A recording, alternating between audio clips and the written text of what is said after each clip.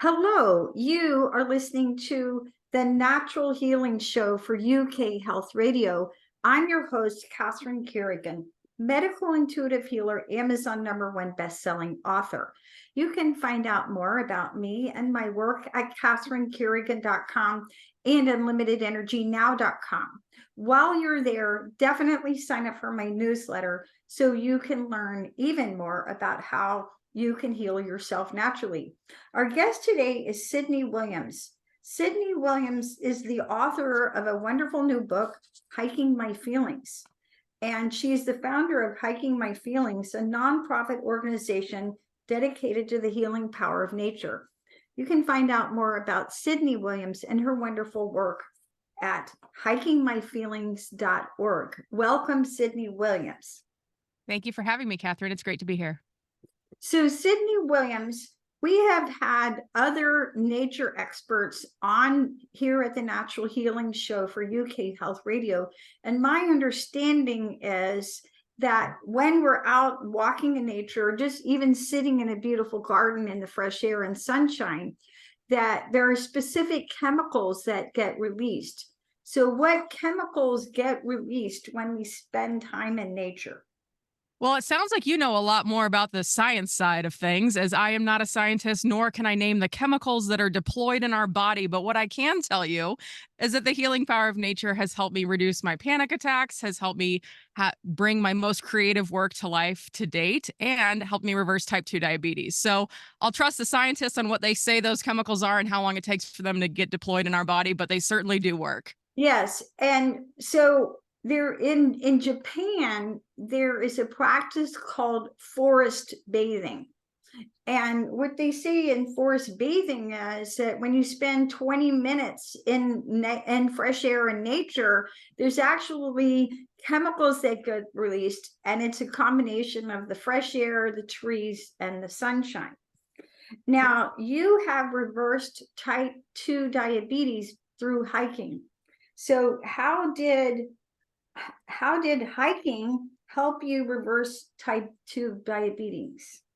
Well, that's a great question. And the answer is pretty simple. Diabetes served as the framework through which I started to care about taking care of my health from a personal perspective that wasn't rooted in vanity or societal expectations. So every attempt that I had made prior to get healthy was rooted in trying to be in a smaller dress size or some arbitrary standard of beauty that had been pushed upon me since I was born in this country. So hiking served as the framework, and diabetes was the thing that got me thinking about hiking in a perspective from a health perspective. In that, when I first started hiking, I was just going out for walks every once in a while. I wasn't really thinking much of it.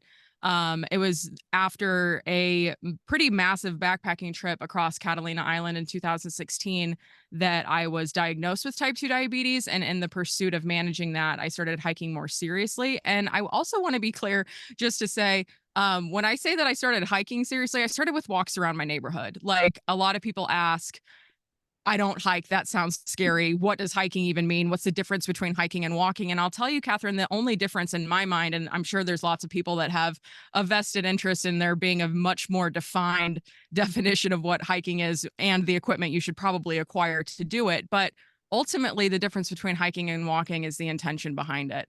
Hiking is just walking. Sometimes we're walking up a really steep hill or a mountain. Sometimes we're walking on city streets. So for me, the intent behind the activity is the difference between a hike and a walk.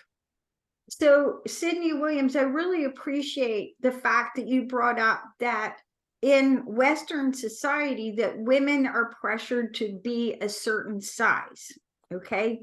And many of us really rail against the societal pressure. It doesn't feel good. And we don't like the pressure, we don't like dieting, and we don't like conventional exercise. So, how can hiking outside empower people to be more at peace with movement? Well, I think at the very onset, just considering that hiking it requires some amount of planning and preparation in order to do it safely and to enjoy yourself. The fact that you are looking up a trail and then figuring out how to get there and thinking about what kind of equipment you might need, what the weather is, how you should dress. All of that is practicing mindfulness before we even set foot on the trail. And for us at Hiking My Feelings, which is the nonprofit organization I founded as a result of the work I do, um, we like to think of hiking as just walking, and it's really not that big of a deal. So, while it's important to make sure that as you progress through a hiking kind of protocol that you take the time to do the proper training and prevent the injuries that are common in this kind of activity. Ultimately, it's really just an opportunity to come home to ourselves and to be in deeper connection with the world around us. And I think ultimately that's the biggest difference between hiking as a form of physical activity for health management and stress management versus like going to a gym. I was a Division I athlete at the University of Kansas on the women's rowing team in college. I was a competitive skydiver. I have spent countless hours in a gym and in different training facilities. And what I can tell you is the healing power of nature, fresh air, sunshine, all the things that the Japanese folks are really proving to be beneficial, and where science is catching up with the ancestral wisdom of indigenous cultures that have been practicing healing in nature for thousands of years prior to my simple discovery in 2016. The big hit here is that it's all of those natural elements that make this, at least for me and the people that come through our programs, more beneficial than spending time in a gym. In a gym, you've got fluorescent lights, you've got recycled air. You're lucky if there's a window open. You're lucky if there's like a roll up garage door if you're at a CrossFit gym or something like that. But ultimately, like the intention of going to a gym feels very different than the intention of going outside for a hike. Wonderful information. Now, as you know, so many women don't feel comfortable with traditional gym wear. They don't want to put on leggings or a leotard. They don't want people watching them. Why do you think so many women find peace with hiking in nature that they who wouldn't be comfortable with conventional exercise in a gym or group exercise classes?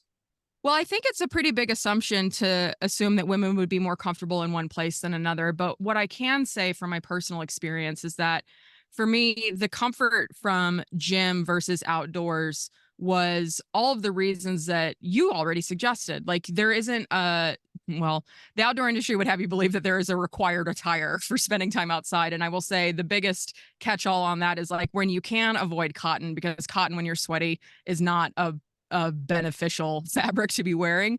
But outside of that, I think the biggest benefit that women in general can see only happens once they've wrapped their head around what it means to spend time outside.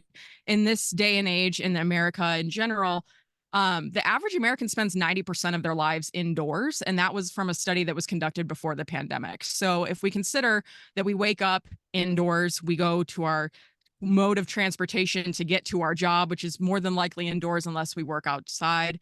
And then we come back and maybe we go to the gym on our way home. Maybe we run some errands that are usually indoors. We spend a significant amount of our lives indoors. So, in order to even recognize the benefits of spending time outside versus in the gym, you've got to feel comfortable spending time outside to begin with. So, for that part, I highly recommend going with some friends, going for a little walk and talk. The resources that are listed in my book in each chapter are a great way to start to get to know people on a deeper level and to explore the world around you. But once you're outside and you're comfortable, honestly, for me, I feel more comfortable miles and miles away from people in the remote, rugged backcountry of some of the most beautiful and most vulnerable public lands in America than I do on a city street. And that is for the sheer fact that it is not safe to be a woman in this society, period, the end. Between the expectations of how we should behave, how we should work, how we should love, what we should look like, and the violence that is perpetrated against women without consequence, there is no reason why I would feel safer in a city or at a gym than I do in the outdoors, where because the trees aren't assaulting me. The animals really don't care that I'm there as long as I'm not disturbing them. And in the nature, I feel held and seen and understood in ways that I don't find in modern society these days. So, Sydney Williams, again, you mentioned earlier that you had been diagnosed with type 2 diabetes, and your hiking helped to helped you to overcome your type 2 diabetes. Will you share with our audience, how did you come to be diagnosed with type 2 diabetes? Because lots of people may have the symptoms of it and not recognize it. So first of all, how did you come to be diagnosed with type 2 diabetes? What were you feeling and experiencing at that time? In the time leading up to my diabetes diagnosis, I was working in corporate America. I had a really awesome, cushy corporate communications job. I had unlimited time off. I had the best healthcare plan on the planet, six-figure salary, an awesome boss. I was married. I still am married. I shouldn't say was, as in past tense. I was still with my partner that I'm with today. I was living my best life on paper, and I was also stressed beyond belief. I was eating everything in sight, and I drank a bottle of wine to myself more often than not at night to help transition out of a chaotic work schedule and also to avoid the flashbacks and memories from the trauma that I had endured that I had decided to cope with by overworking and eating and drinking my feelings. So diabetes came in September 2017. The physical symptoms I was experiencing was a lot of thirst. The symptoms that ended up necessitating a hospital visit was I felt like somebody had taken a corset and like shoved it in through my belly button, wrapped it around my internal organs, and then cinched it down to tighten it. And when I went to urgent care with that symptom and the stories of like what had been happening in my life, the medical team did not care what I had to say. They were just strictly hearing symptoms, not stories. And they jumped before there was even a test conducted. They assumed that I had Crohn's disease. And that came as a shock as much as anything else because one of my best friends on this planet had Crohn's disease. And I knew for a fact that what I was experiencing was not Crohn's disease. But I was shocked that they jumped to a chronic illness diagnosis before even testing my blood or any other kinds of medical procedures. But ultimately, after a few days of like at home testing for stool samples to rule out any viruses or parasites, when my blood panel came back, they saw that my blood sugar was elevated enough to the point to diagnose me with type 2 diabetes.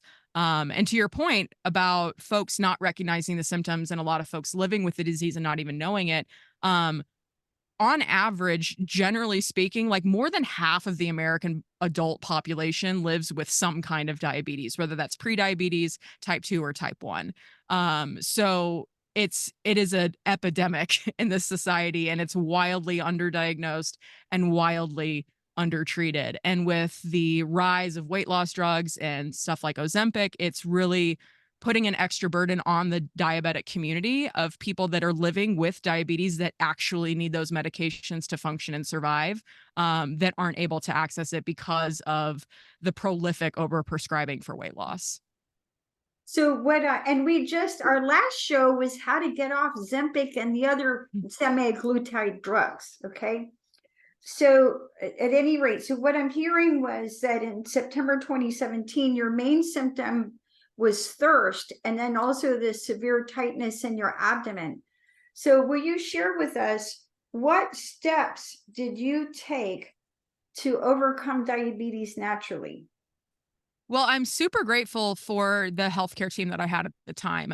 As somebody who is currently uninsured, I have not had access to health insurance since 2019. So once I discovered that that was reversed, I lost my insurance pretty quickly after that because I wasn't able to afford it anymore. So for me, the initial diagnosis, while I was a well-resourced American who was fully insured with a really cushy salary, I took full advantage of everything that was available to me. And my doctor at the time, I was a patient at Kaiser Permanente, and they had an incredible diabetes education program. And I credit my doctor to making diabetes management simple to understand, not easy to execute, because if it was easy, everybody would be doing it, but simple to understand. And that she narrowed the thousands of different factors that can impact blood sugar levels in the human body down into 4 categories. So I had this like rubric, and it was stress or food, medicine, exercise, stress. And so food, I took to that right away. I stopped eating like a 12-year-old boy. I went primarily plant-based because that was what my body liked, and I didn't have access to a continuous glucose monitor. So for the first couple months that I was living with diabetes and learning how to management, I was like a human pincushion, and I would eat something, test my blood sugar before and after, see how it registered in my body. And as I developed a list of foods that contributed to positive health outcomes and healthy, stable blood sugar levels, then I just ate those foods. And I never felt restricted because there was always plenty of healthy things that I could enjoy. And diabetes was the switch that flipped in my mind to where it wasn't like, oh, I need to treat myself, or oh, I can just have this one thing this one time and then like allow myself to go sliding down the mountain that is bad choices and unhealthy things that I reward myself with when I start to see just a bit of progress. Um, I just really took the eating thing seriously, and I treated food as medicine because at the time I realized that my career was contributing largely to my diagnosis and the stress that I was trying to manage. And I also knew that I didn't want to have to be on medication for this for the rest of my life if I didn't have to be. So while I was fortunate enough to be prescribed medication, I was only on that medication for about 9 months before I was weaned off of it entirely. So I treated the medication that I was prescribed as a part of my care team. Did I want to be on this forever? No. But could I manage the side effects and the different things that it would be doing in correlation with supporting my body? Yeah. As long as I kept my mindset right and I really like prioritized taking my medication on time as prescribed every single day. Like I had an alarm set. It was to the minute every single day. Like there was no fluctuating on that for me. And also like the movement part, like I mentioned, I started walking in my neighborhood, and as that got to be easier, then I started looking up local hiking trails. And it really was as simple as just following what my doctor ordered. My doctor said walk 3 to 5 times a week, at least 15 minutes a day. And I was like, cool, I'll do 45, 5 days a week. How's that sound? And so I took to the food real quickly. I switched up my movement routine super fast. I was taking my medications as prescribed, but it was that last bucket. It was the stress that was really keeping the blood sugar levels elevated. Because as you can expect, when you stop eating like a 12-year-old boy, when you start moving your body, when you're taking medications that is designed to help you manage your weight and your diabetes, your physical body starts to see results. And mine did. I lost a tremendous amount of weight pretty quickly, but obviously very sustainably because I wasn't doing some fad diet. I wasn't exercising to the point of excess. Like I was really managing my health in a holistic way, but my blood sugar levels were still elevated. And it was the stress was the only thing that was still keeping them at that way. So in the spirit of managing diabetes and not wanting to live my life the rest of my life with this disease, if it was possible for me to take a step back from my career and step into something that wasn't going to be a stress reducer. Like I left corporate America to join a startup. That doesn't reduce your stress. It's like they're pretty even for like what's stressful. Startup life and comms, same thing. But coming out of the agency world and in my corporate communications job where I was managing like a national commercial campaign and I was leading email marketing for NBC Universal, I was leading different kinds of accounts and selling different kinds of products that would keep you from being the healthiest version of yourself. Like when I was working with Oscar Mayer early in my career, I wanted you to buy lots of hot dogs. That's not healthy. That's not helping. It's not helping and it's not healthy. When I was working in the wine industry, obviously I want you to drink lots of wine because that's my job. It's my job to sell it. I want you to buy it. So I was thinking, I was like, I'm really good at what I do. Can I transition into a career where I can still do the skills that I possess naturally, that I'm really good at, that provide for me and my husband, but can I use them in a way that makes the world a better place?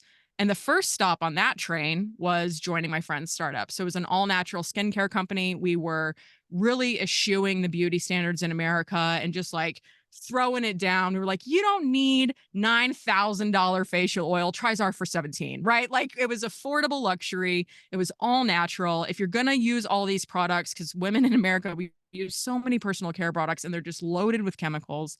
We were like, let's strip all the chemicals out. Because if you're worried about anti-aging and you're still like on that train, we at least want to make you feel good about the products you're using in the meantime. So we were able to do that. And as a function of the food, the medicine, the exercise, and then the stress with the career changes, eventually my numbers started to come down and stay down. And it was after I left that the second job, I quit 2 jobs in the span of my 5 months. And it was after I left my corporate job, after I left the startup job with no backup plan, nothing else lined up, no savings to speak of, no other job that I was getting ready to transition into. I was just like, I don't know what's next, but what I'm doing isn't working. I really need to take some time for myself to figure out this career piece, because this is a very important piece. I can't not work in this society. That's the way that this world is set up. I do need to have a job. I do need to make money, but how can I do that in a way that feels good to me? And this hiking thing seems to be working. So how can I build a life around hiking? So if I know I'm a workaholic and hiking is my job, then how can I use that to my advantage? And that's how Hiking My Feelings started. Fabulous information. And with that, let's take a break and listen to a message from one of our commercial sponsors here at UK Health Radio. I'm your host, Catherine Carrigan, medical intuitive healer, Amazon #1 bestselling author. We're listening to Sydney Williams, author of Hiking My Feelings. We'll be right back.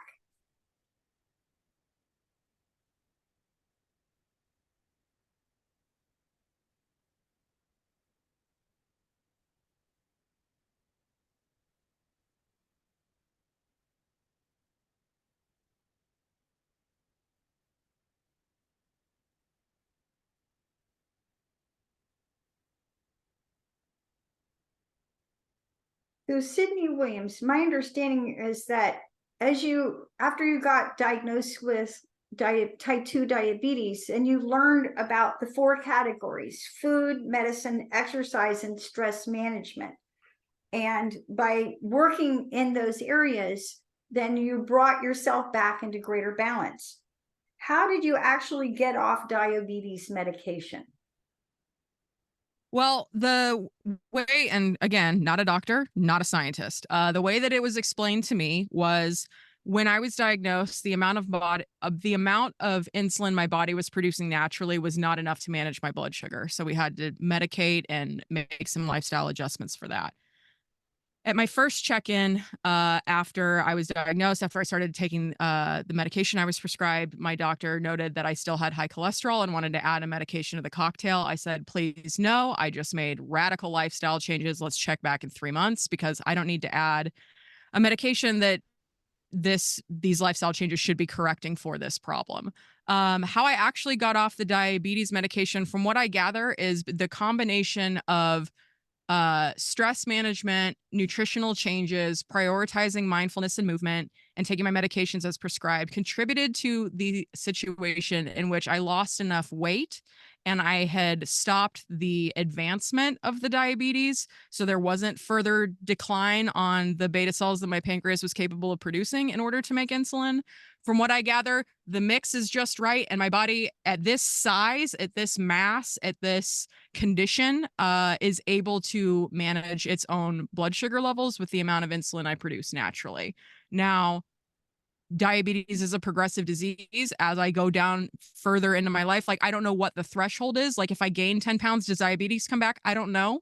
But I can say that from my initial diagnosis to present day, I've lost 60 pounds and I've kept it off the entire time. So the way that that has been able to happen is these are actual changes. This wasn't a diet. This wasn't a reaction. This was a response to a diagnosis that I took with incredible intention and as much information as I could possibly find that was suitable for me, without over indexing on what other people are doing. Because ultimately, the community aspect of living with a chronic disease is so important, because unless you have it, you don't know what it's like. And people can read books and they can talk to people and they can support people that live with it. But if you don't live with it yourself, you just don't know. So from that aspect, having a community around a diagnosis that you've received is so important. And also, there is so much misinformation out there. There are so many different ways to manage this disease, in healthy ways, in unhealthy ways, in stable ways, in unstable ways, in ways that are rooted in privilege and in ways that are rooted in poverty and a lack of resources. So it's really important to understand where you're at, the resources you have available to you, and your own capacity to manage a disease and to make significant lifestyle changes. It's really important for me to call out, I had incredible support. In addition to all the resources I had, like access to fresh, whole, healthy foods, access to healthcare, access to medication, access to mental health support. My partner, my husband, jumped on board, was not also diagnosed with diabetes, but lived his life as if he was, and jumped right on board with every change that I was making and made that change for himself. So I didn't have to worry about what I'm eating versus what he's eating. Or if we go out, what kind of restaurant can I eat at versus what kind of restaurant can he eat at? We took that challenge together head on. And to have that amount of support is it's just such a blessing to have buy-in from the people that live in your immediate circle that are immediately impacted by the choices you're making, but also are immediately impacted by the benefits of living with somebody who is actively trying to manage for a chronic illness. Sydney Williams. So great information, and thank you for sharing what's actually possible. Now, in my 31 years full-time experience in natural healing, I have many certifications and many qualifications. Among those include that I'm a Schwarzbein practitioner. So I've been trained by a medical doctor, endocrinologist, about how to manage insulin, how to manage damaged metabolism. And in our culture, 70 to 80% of people over the age of 35 have a damaged metabolism, which basically means that you're in some phase of adrenal burnout. And it sounds like in your corporate job, you were running on adrenaline, like many people do, and or you have insulin resistance. So the two factors that cause a damaged metabolism are insulin resistance, which is what is happening in type 2 diabetes, and or adrenal burnout, which is so common. So I appreciate what you're talking about. In general, you worked on your diet, you started hiking. So a couple of things that Dr. Diana Schwarzbein would mention that you have not brought up for our audience. One factor is sleep. Because if you don't get enough sleep, and especially at the right time, you can make yourself insulin resistant simply by being sleep deprived. So when people are going to bed too late, you get a massive sleep debt. Another thing that's really important for helping people to manage their insulin is to taper off toxic chemicals. So what are toxic chemicals? Illegal drugs, which have many bad effects, caffeine. The minute you drink coffee or any kind of caffeine, you immediately jack up your cortisol, which is going to affect your blood sugar. Alcohol, which is going to have a big effect on your blood sugar. So tapering off and reducing or eliminating your toxic chemicals is going to also have a major beneficial effect on your insulin and on your metabolism. And then hormonally balanced exercise. And Sydney Williams, what I like about what you're doing with your hiking, which is so important for people to understand, so many people, when they think about exercise, they think only about the calorie burn, which definitely is helpful. But anytime you get your heart rate over 100 beats a minute on a continuous basis, which is what happens when you're jogging, what happens when you're doing a spinning class, when you're doing high intensity exercise on a constant ongoing basis, your stress hormones go up.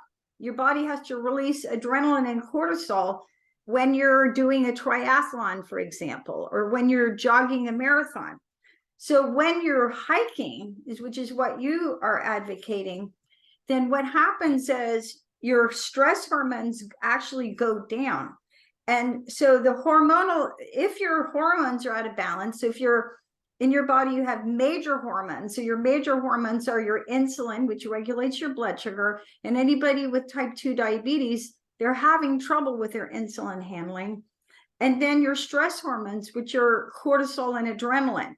So if you have a damaged metabolism, and if you have type 2 diabetes, you definitely have a damaged metabolism. Or if you're an adrenal burnout, you have a damaged metabolism, and you engage in high intensity exercise, although you may be burning calories, you may possibly be throwing your hormones even further out of balance and making it harder to maintain hormonal balance, making it harder to overcome diabetes naturally.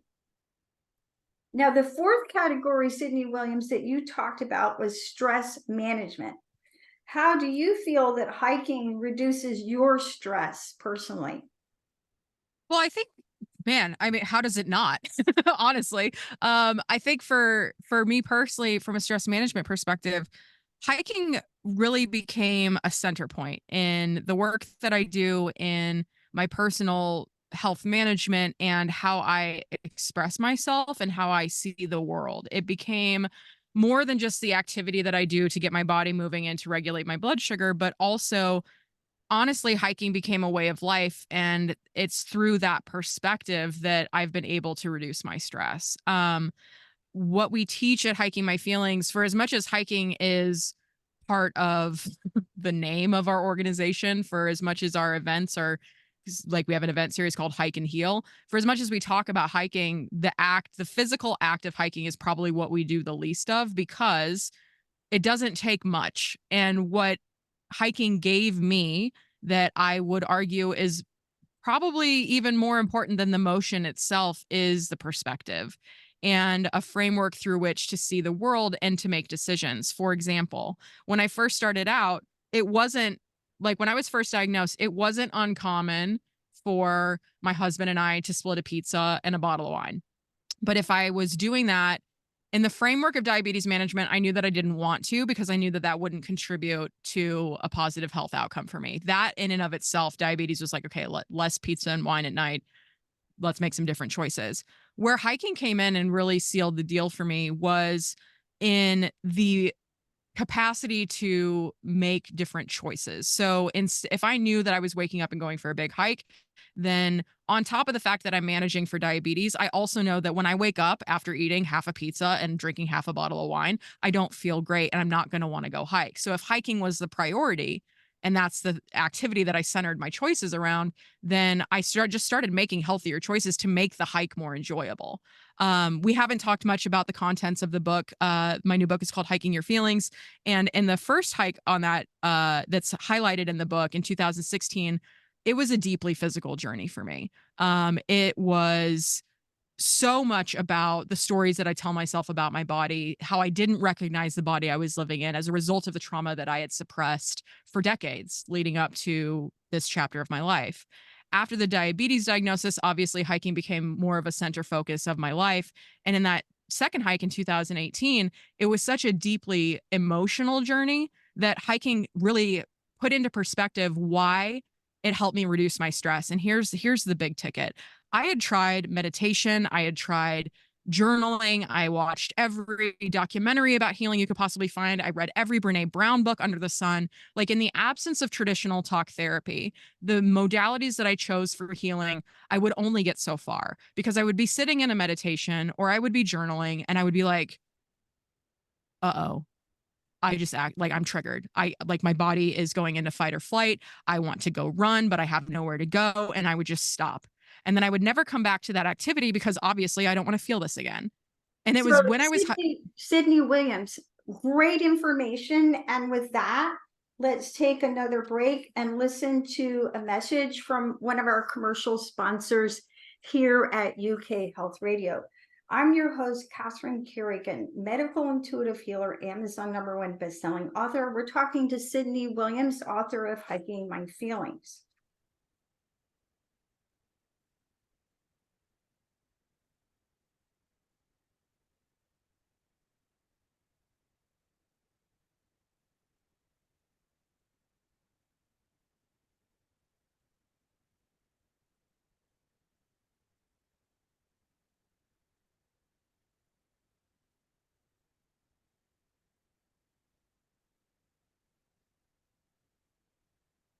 Sydney Williams, author of Hiking Your Feelings.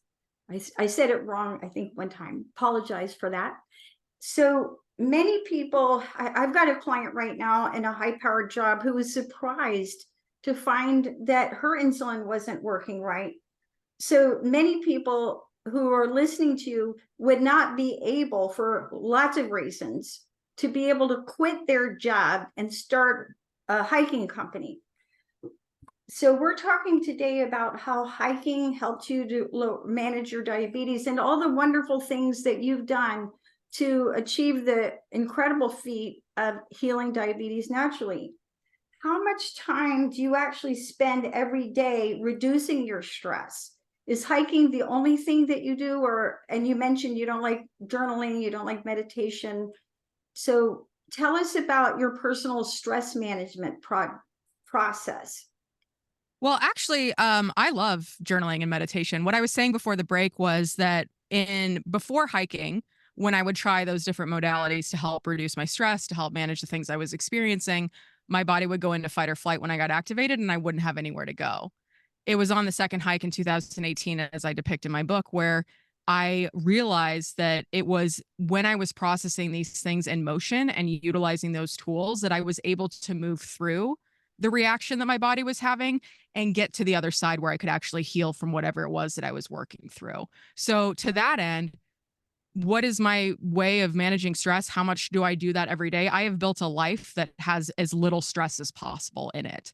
And that is not a function of privilege. That is a choice that everybody can make. And at this point in time in my life, I live and I work in a 1998 Chevy van to be able to live the life that I do in a healthy way. Because for me, in order to live in a home, at this point in time, with the way that rent costs, with how much property costs, and to acquire enough funds to purchase a home, I would have to work a job that would allow me to make that much money. And currently, in the world that I see and the positions that are available, the jobs that would give me enough money to be able to live like every other American in this country in a home with a car and furniture and all the things would require me to stress myself beyond what I'm capable or frankly willing to endure.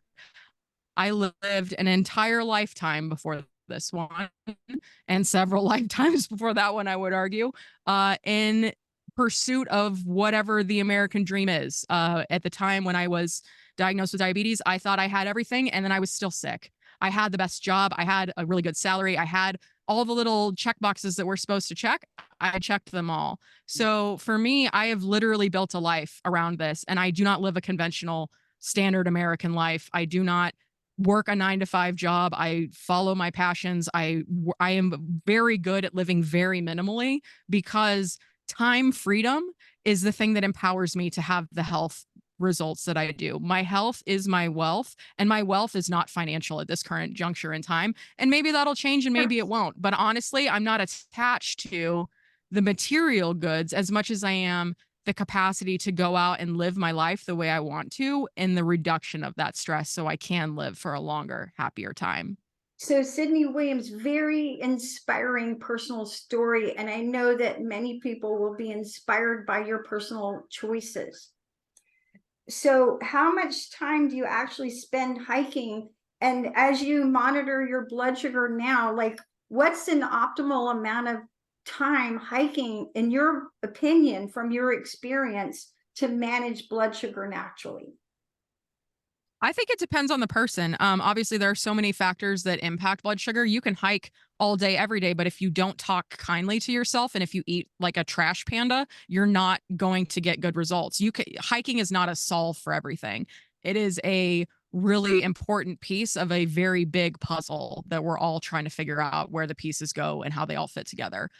So for me personally, I hike seasonally, and I am a fair weather hiker, not to indicate the amount of stoke that I have for hiking, but I prefer hiking in fair temperatures. And so as a function of our business, we tour the United States and host different events around the country, introducing people to the healing power of nature and exploring the intersections of environmental stewardship, personal well-being, and mindful movement. And it is through those activities and those events that I schedule in my hiking time. Hiking is my job, and that is how I manage to continue to do it, because I discovered through the pursuit of diabetes management, like, I'm a workaholic. I come from the Midwest. We have a really strong work ethic. It's what we do, born and bred. And if that is true, and if that is like true for me on a cellular level, I could spend a lot of energy trying to change that and like want to care less about the things I care about or work less hard for the things that I'm passionate about, but that's not how I'm wired. So I literally built a life and a job around hiking. So I would know that I always have time to go and hike. So as a function of the activities that I host and the events that we host, we hike 3 to 5 days a week when we're not on the road, then we're slothing. When, like, honestly, from December to about March, I do very minimal physical activity. Turn all the way inward, especially this year as we were ramping up for the launch of Hiking Your Feelings. I spent a lot of time with myself and with my thoughts and with my spirit and with all the things that we have planned out for this year. I really took the time to turn inward and recharge my batteries. So when I go out on this tour that we're leaving for next week, for Mental Health Awareness Month and our summer season and our fall retreat season, I know that I have every ounce of energy that I could possibly contain to be able to give the best experience to the people that come and take time out of their lives to spend some time with us in the outdoors. Right. And there's many people who are type A and they change their job, but they're still type A. So they're finding that balance. So Sydney Williams, if someone's listening to this broadcast and they have type 2 diabetes, or they've been told that their insulin's not working right, what advice would you give to that person? Well, I think the biggest thing for me was connecting the dots on how I found myself in the behavior patterns that I found myself in that helped contribute to the diagnosis. As you mentioned, there's a lot of metabolic issues that come with a type 2 diabetes diagnosis, but a lot of this, I believe, if we look at the subsect of the population and the different parts of our population in America, the different people that have diabetes from the highest prevalence to the least prevalence. If we look at that, these are communities that have endured ancestral generational trauma. Indigenous people have the highest prevalence of diabetes, followed by the Black and Hispanic community, followed by Asian and other, and then white folks at the bottom.